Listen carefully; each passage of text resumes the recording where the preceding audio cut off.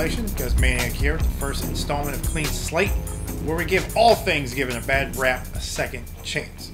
So let's jump in this thing. First episode, we wipe the slate clean for Mr. John Carter and the film that has been labeled the biggest flop since Waterworld, just in time for its June 5th DVD release. It's well publicized that John Carter, which cost upwards of $200 million to make and has only grossed back $73 million domestically to this date, not to mention being beat out by the Lorax in its opening weekend. Before the trailers came out, I've never heard of John Carter, so I didn't know what to expect or what the story was about. The teaser did more for me than the actual two full-length trailers, which I kind of felt seemed to be trying too hard. The first full-length trailer used an orchestral cover of Led Zeppelin's Kashmir,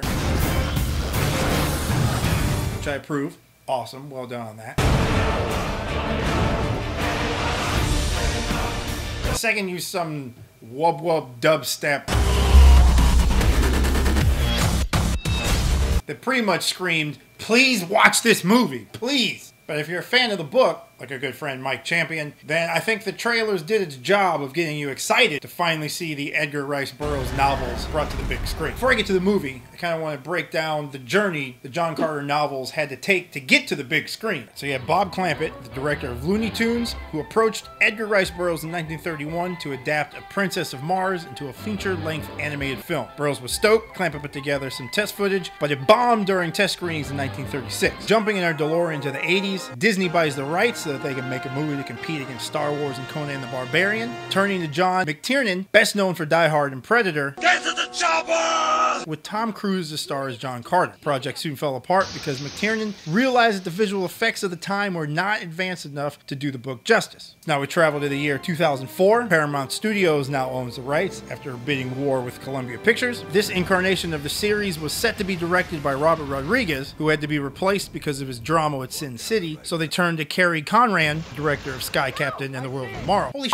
remember Sky Captain and the World of Tomorrow? Conran left, and in 2005, Jon Favreau was put in the John Carter's director's chair. But this didn't last long because Paramount chose not to renew the rights in 2006 so that they can focus all their efforts on rebooting the Star Trek franchise. This worked out well for all nerds because Favreau went on to direct Iron Man, which led us to the Avengers. So enters Andrew Stanton from Pixar, who directed Wall-E and Finding Nemo, and he was a huge fan of the John Carter novel since a kid. Even though he had only directed animated films before that, talked Disney into giving him $200 million to make a live-action film, pitching that the film would be Indiana Jones on Mars. Come on, Cohagen, you got what you want. Give these people air. So now that we have the history, trials, and tribulations of John Carter the novel to John Carter the movie, and see if it was all worth it. So the film stars Taylor Kitsch as Carter. John Carter. It also has Lynn Collins, Mark Strong, Syrian Hines, Dominic West, James Purefoy, and the voices of William Dafoe Tars Tarkas. and Thomas Hayden Church. You have no right to challenge. So you have John Carter, who's a Civil War vet on the hunt for gold, but instead he stumbles on a medallion transporting him to Mars, where he finds that the good people of Helium are battling against the people of Sedenga for the fate of Mars. John Carter falls in love with the Helium princess and decides to fight for the cause while befriending a race of green four-armed Martians known as the Thurs.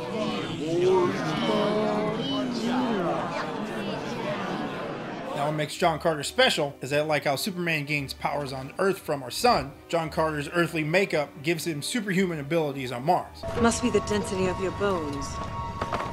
Jump for me. The problem I felt John Carter faced was that the story is 100 years old. It's inspired so many great storytellers and filmmakers that by the time Chris Carter came out, there's nothing new to discover. As an audience, we've seen it all, and I felt that the movie suffered because it felt like you've seen this before. And to be honest, it's not fair to John Carter, who did all these things before Star Wars and Avatar was even a stain in their dad's pants. The best part of the movie for me was Vince Carter's dog. That kind of reminded me of my bulldog Tasha. For the most part, I was entertained by the movie, and the overall story of Clarence Carter is amazing, especially when it comes full circle towards the end.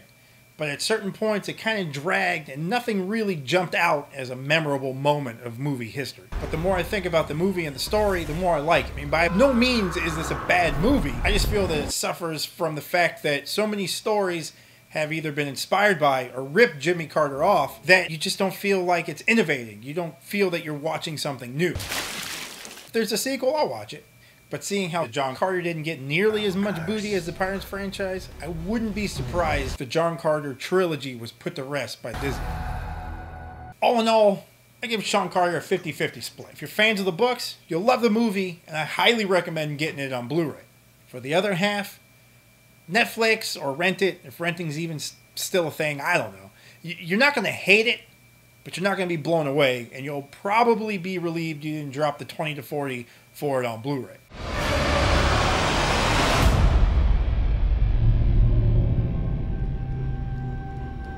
So for PanelsOnPages.com and Clean Slate, I'm the Guzmaniac, Jose Guzman. You can find me on Twitter, forums, site, all linked at the bottom. Check it out. Leave some comments. Let me know what you think.